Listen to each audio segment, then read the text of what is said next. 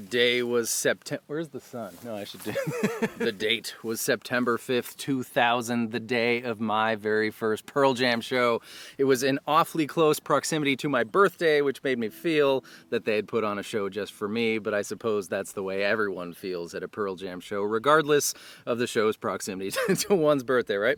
And they played this song at that show, and I loved it. I loved everything about it, but of course I had no idea what it was at the time, but Eddie and the boys have such a knack for picking songs that we might not have heard and doing them such great justice. This song is no exception. I Got You by Split Enz. We're going to do it as performed by Pearl Jam, of course, but I'll show you the different spots where Split Enz did something different. And we are doing this today for Alan Bell, Enos, Volvo Please, and Madam Secretary Pat Prime, who forced my hand by throwing some lettuce at Terrence.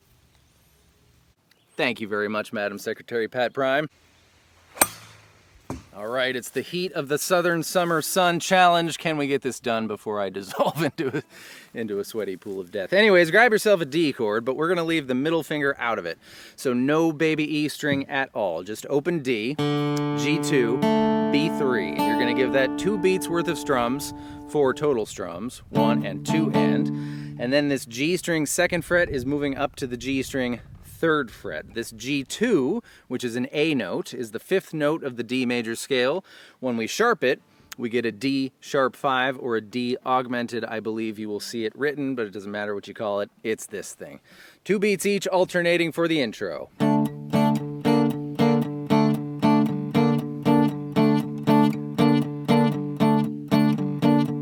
So cool. When the singing starts, you're going to do 2 beats of D, just like you've been doing.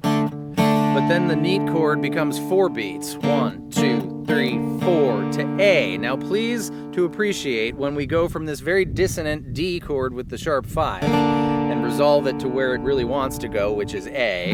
Just how lovely that is. So 2 beats of regular D, how we've been doing it. 1, 2, 1, 2, 3, 4, A, and G. Now, henceforth, they all get 4 beats. So 4 beats of D, 1, 2, 3, 4, 4 beats of that, 4 beats of A. So only the first one is 2 beats on the first D.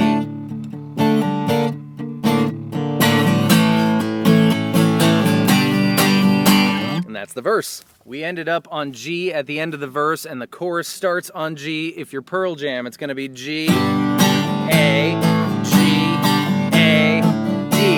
And on the D, you can... The second time, if you're Pearl Jam, is G, A, B minor, G, A. If you're Pearl Jam. But if you're Split Enz, it's G. It's the same all the times. It's G, A, E minor, B minor, D. But the second time ends on A. So G, A, E minor, B minor, if you're Split Enz. Why did Pearl Jam do it different? Who knows?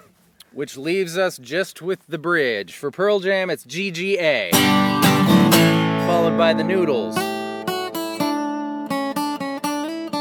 That's E, 3, 2, open, B, 3, 2, 3, 2, 3, 5, 3, 2. You could play B5 as open baby E. I just like it better as B5. Doesn't matter. You do you. It's the same exact note. So...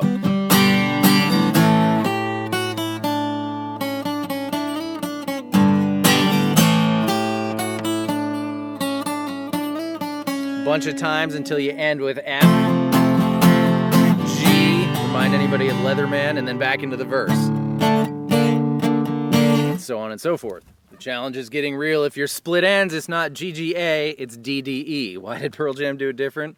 Where does a 2,000-pound elephant sit? Anyways, DDE. And these noodles, approximately, they're done on the piano, right? But it's going to be B3, 2, open, G2, 1, 2, 1, 2, 4, 2, 1. You could do the G4 as open B, and I think maybe that this is what Stone is playing, harmonizing with Mike when Mike's doing the high, or maybe it's vice, reversed. Who knows? Doesn't matter. But anyways, D, D, E. And so on and so forth, and Split Enz do end with F and G, just like the Pearl Jam version.